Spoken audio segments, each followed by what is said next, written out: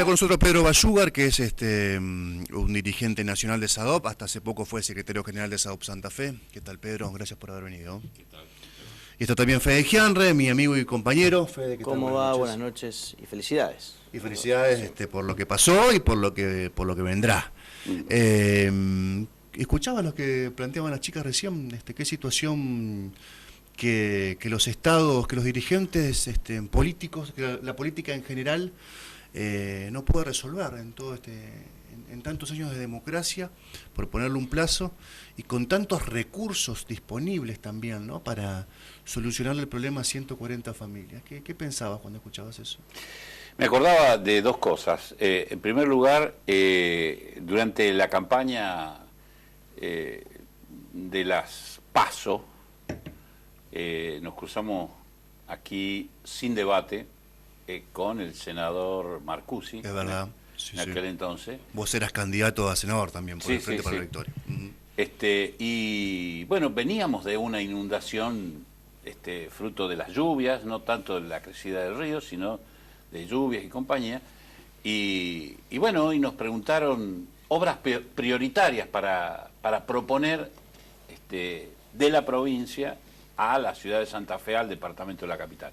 Y yo priorizaba una de estas obras que tiene que ver con la crecida de los ríos, el tema de las lluvias, porque en realidad no es un problema solamente de las 140 familias que viven en la Vuelta del Paraguayo. Claro. Es un problema del departamento de la capital, en donde, como si fuéramos los peores vecinos, de una localidad a otra nos vamos tirando el agua para que se haga cargo el otro, porque el Estado no se hace cargo.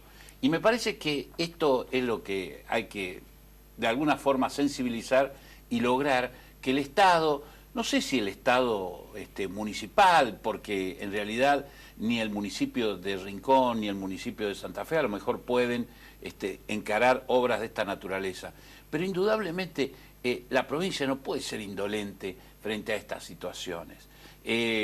Ayer veía en el Facebook un gran jurista de origen santafesino, pero que por estas cosas de la vida y del exilio en tiempos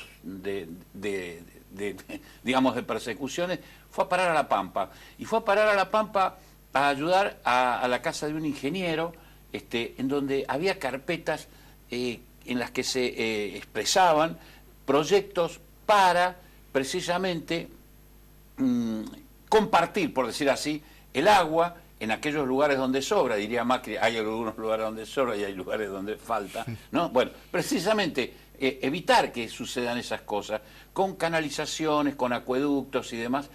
Bueno, él estaba hablando de hace 40 años atrás, y todas esas cosas no se hicieron, quedaron... ¿Por qué? Porque el Estado no asume esta realidad, que tenemos ríos a los que los hemos metido obras de hidráulica, bueno, hemos avanzado sobre terrenos que eran del río, y bueno, y el río toma sus revanchas, por decir así. Pero vos fíjate cómo el Estado termina optando por apuntalar a la inversión privada, dándole un apoyo de alrededor de 3 millones de pesos para las obras para llevar servicios a los boliches, y a la Vuelta del Paraguayo nada. Digamos, no es solamente una asimetría en cuanto al financiamiento de un lugar u otro espacio. Es una decisión política de abandonar a un sector y privilegiar a otro. Sí, sí, pero no me cabe duda que es así. Y fíjate vos que, bueno, en el litoral hay más de 20.000 evacuados, y el gobierno nacional, ¿qué hizo? Hizo lo mismo que hace el municipio santafesino con relación a los vecinos de la Vuelta del Paraguayo. Nada. Nada, la asistencia es mínima, como, qué sé yo, como quien diría, caritativa y no política, en donde realmente el Estado se haga cargo con obras, con atención directa de 20.000 personas, son 2 ciudades, y realmente es una cuestión de lo cotidiano, de lo que podríamos decir de lo individual, pero que hay que atenderlo. Esa persona que les costó muchísimo conseguir su colchón, su cama, sus muebles, que lo pierden de la noche a la mañana porque un funcionario dice, no, ahora no, mañana a la mañana, pero es necesario ahora, no, va a ir mañana a la mañana. Entonces, estas cosas que lamentablemente, digo, es el gobierno que se eligió. Entonces, a los que no pensamos igual que él, hay que reclamarle precisamente porque indudablemente su política es la errada. Lo que nosotros o los demás proponemos, lo que vos mismo estás sugiriendo, es decir, que el Estado se haga cargo de estas situaciones, de alguna manera no solo lo tiene que reclamar el vecino que está directamente afectado, Luciana creo que se llamaba, Sí. Que ella, sus abuelos y demás, sino que lo tenemos que reclamar todos los ciudadanos, porque realmente creemos que estas son las obras prioritarias y no obras que tienen que ver con beneficios a particulares, con cuestiones que son meramente estéticas. Pasé ahora por ahí el futuro Parque y Museo de la Constitución, totalmente inundado, claro, totalmente inundado. Entonces digo, bueno, el día de mañana para ese parque van a justificar tremendas cifras para solucionar los problemas de la inundación, pero para la gente no. Entonces uno dice, ¿qué es lo primero? Y bueno, y uno se da cuenta que en los hechos concretos la gente no es prioridad. Te agrego además que, no por ser abstracto, pero cuando digo es un problema de la política, te agrego además que si puntualizamos en Concordia, las gestiones del peronismo fueron las que posibilitaron que mucha gente se establezca en lugares inundables, y fue Urribarri y Bordet, ¿no? Digamos, que están o que estaban por lo menos en las antítesis del proyecto de Macri. Es un problema de la política arrastrado durante por y eso extendido digo en el Estado, tiempo. no digo de un gobierno en particular. El Estado que, digamos, supera a los gobiernos porque precisamente es la continuidad de lo que somos. Bueno, precisamente yo creo que sea la gestión que sea, porque indudablemente, vos decías, desde la democracia para acá, y desde la democracia para acá, bueno, sí, efectivamente, y antes tampoco, y antes cuando tuvimos democracia tampoco. Claro. Entonces, realmente no hay nadie que esté excluido de alguna responsabilidad. No digo de culpas. Está bien. Responsabilidad. Hablemos de, me interesa saber tu opinión. Sí, relacionada con esto. ¿Qué educación puede recibir un chico que cada una determinada cantidad de años está envuelto en una situación de estas? ¿Y qué proyecciones o qué nivel de rendimiento puede tener un establecimiento? Colastines Sur tiene una escuela que está dentro del barrio, que también tienen que estar en esta situación cada una determinada cantidad de años. Mira, recuerdo cuando nosotros todavía teníamos, el SADOP era todavía titular de la escuela hospitalaria y domiciliaria, le propusimos al ministro Germano en el año 2003 hacernos cargo de la educación en los centros de evacuados de los chicos. Y él dijo, no, vamos a tomar un programa de la UNICEF, que la UNICEF dice que precisamente hay que sacarlos de la situación de inundados, pero la UNICEF no se dedica a la educación, Germano. La UNICEF se dedica a la niñez, no a la educación. La que se dedica a la UNESCO, en las Naciones Unidas, es la UNESCO. Claro. ¿No? No podés seguir un programa de asistencia social cuando esto es una temática educativa. No, esto viene de la mano del BID, viene un programa, vienen dólares. Negocios. Bueno, entonces, y se terminó. Y entonces digo, estos chicos, indudablemente, tienen una mala escuela. Es decir, el cura Rosso diría, los estafan en la escuela, porque en realidad les dan un certificado de que han participado de la escolaridad y todo lo demás, pero en realidad el proceso educativo por el que ellos han participado y han transcurrido en esa escuela no es en el que participa tu hijo, nuestros hijos, no, indudablemente que no. ¿Por qué? Y bueno, porque precisamente están en una situación de marginalidad. Y lamentablemente la educación, que podría ser un instrumento para igualar, para sacar de la marginalidad y darle posibilidades de progreso a los vecinos, bueno, lamentablemente no. El Estado no tiene esa visión, lamentablemente. Muy buena pregunta la de Fede, porque si hay algo que no sucede en estas circunstancias es que todos arranquen por lo menos desde la misma línea de partida, ¿no? Claro. Muy atrás, lamentablemente, los chicos que viven frecuentemente... Y mal alimentados y con enfermedades, indudablemente, van corriendo de atrás y lejos. ¿Cuánto poder adquisitivo real crees que perdió el laburante en estos últimos 40 días? Y palabras más, palabras menos, 50%.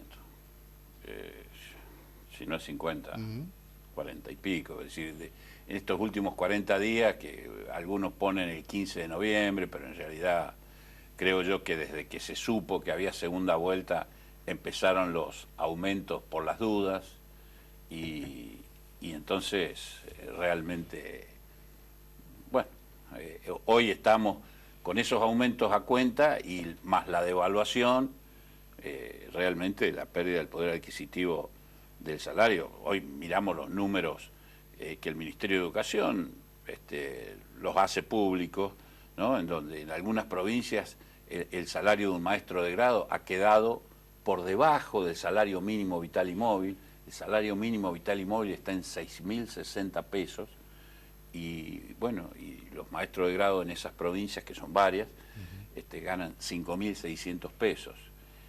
Entonces, con 5.600 pesos, la pregunta para uno... Es imposible vivir. Es imposible, absolutamente, y mucho menos mantener una familia. Mucho menos mantener una familia. Entonces, realmente creo que, bueno, es un salario atrasado, porque ya lleva un año, y sobre eso disminuido. Fede. La agenda de discusiones, ¿cómo está marcada los 3, 4, 5 primeros puntos para el comienzo de este año? Hay discusiones en el plano provincial y en el plano nacional, pero imagina uno que debe haber una serie, punto, por ejemplo, del poder adquisitivo del docente debe estar ahí dentro de los primeros puntos. ¿Qué más? Antes que eso, yo te diría que la modificación del decreto de necesidad y urgencia 13 del 2015, que tengo entendido yo, la bicameral ha rechazado y por lo tanto no tiene ninguna vigencia, y en donde, además de organizarse los ministerios, porque eso es sustituto de la ley de ministerios, además de organizarse los ministerios, para el Ministerio de Educación dispone un organigrama y demás, y dispone pautas de trabajo que son las que corresponden a la Ley Federal de Educación, que corresponden a un presupuesto absolutamente disminuido con relación a lo que hoy tenemos, que corresponden a otro país, a la era del menemismo.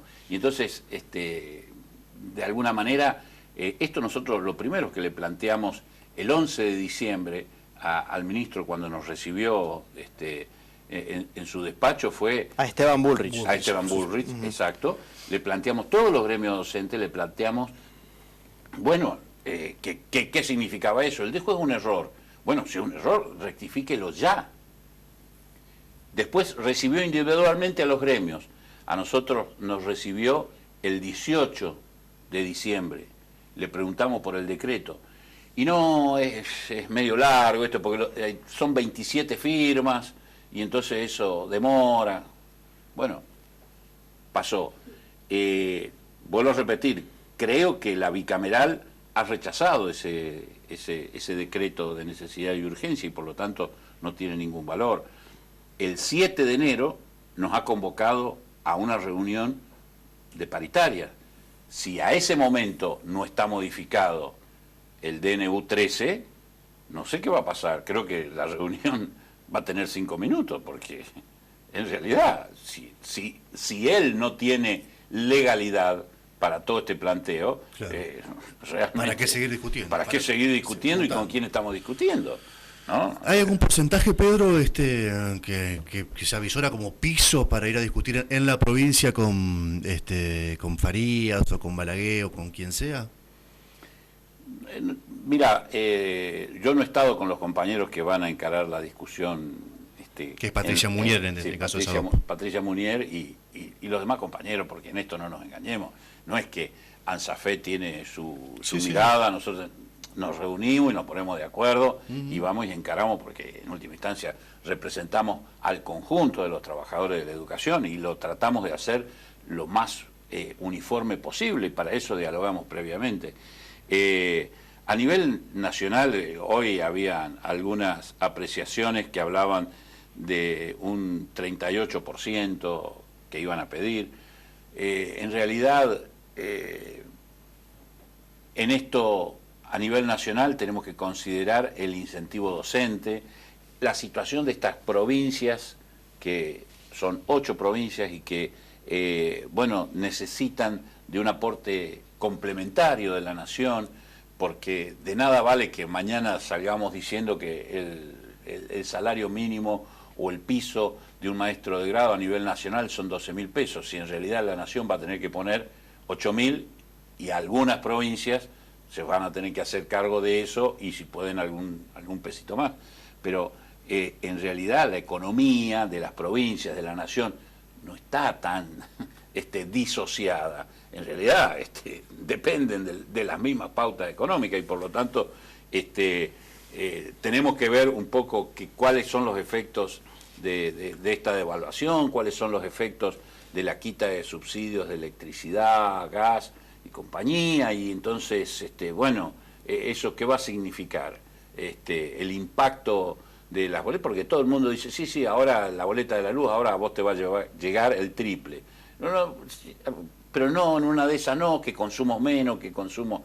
Bueno, cuando todo eso se vea y se ponga a la luz, realmente vamos a poder decir, y entonces seguramente vamos a tener que acordar que este salario va a durar 3 meses. Claro, y al cabo de 3 meses vamos a tener que revisar los números. Eso mismo planteaban otros dirigentes gremiales acá en este programa y la propia ministra de Educación, Claudia Balaguer, lo manifestó como una posibilidad seria, tratar de hacer una conversación ahora en enero o en febrero por 3 meses, 4 meses y sentarse a dialogar nuevamente a mediados de año o cuando varias de estas cuestiones que vos mencionabas estén un poco más claras, ¿no? Sí. ¿Compartís eso? Sí, creo que siempre lo hemos pedido porque siempre hemos entendido que más allá de la inflación formal, el sector de la docencia sufría la pérdida del poder adquisitivo en función de la canasta alimentaria del docente, que no es tan distinta a la de un empleo público, pero que tiene una serie de otros gastos que no tiene el empleado público. Por ejemplo, la vestimenta del docente se la paga el docente. El empleado público, muchos de ellos tienen su uniforme, guardapolvo, esto, lo otro. El material de trabajo se lo paga el docente. En el caso de los empleados públicos, no, se lo da el Estado. Entonces, hay diferencias que a la postre significa digamos, un mayor impacto en el salario del docente que hay que revisar. Esos puntos aparecieron en las últimas paritarias provinciales, sí. Ropa de trabajo, material didáctico. Sí, con unas sumas bastante simbólicas, pero aparecieron. Aparecieron. La escalera, si es larga, bueno, lo importante es ir subiendo escalones, pero aparecieron porque realmente es necesario, imprescindible, ¿no? Es decir, no puede ser que un empleador de la enseñanza privada o la directora en una escuela estatal dice, bueno, vamos a tener guardapolvo, cuadrillé azul. Y, bueno, ¿y eso te sale un X peso y lo tenés que pagar vos. Sí, es un componente que, por ejemplo, en la policía también, digamos, hay un aporte del Estado para el uniforme cuando policial. Cuando no hay uno o dos arma. negocios solamente donde se puede conseguir. Claro, además ese tongo. Gracias, Pedro, por la visita. No, como siempre, un gusto charlar con vos. Saludos a toda la audiencia. Me pidieron, cuando se enteraron que yo venía a este programa, me pidieron que lo salude. Ahí está el saludo de Pedro. Y feliz año nuevo. Y si sale todo bien con el reclamo salarial, los va a invitar a todos al Rancho Restaurant. Pedro va a ayudar a sus amigos, por lo menos, que está en calle Boulevard Pellegrini, a 3272 en Santa Fe. A pasitos de la cancha Unión, como siempre decimos, Unión está lejos de su corazón, ¿o no? Absolutamente. ¿Y la sociedad rural? También. Bueno, a pasito de la cancha Unión y la sociedad rural. Pero prefiero que lo referencies con la cancha de Unión y no con la sociedad rural. Ahí está. Una comida bien regada. Pedro va a ayudar seguramente a sus amigos, los va a invitar para enero, para los próximos días o para despedir el año en el rancho en Boulevard Pellegrini, el 3272.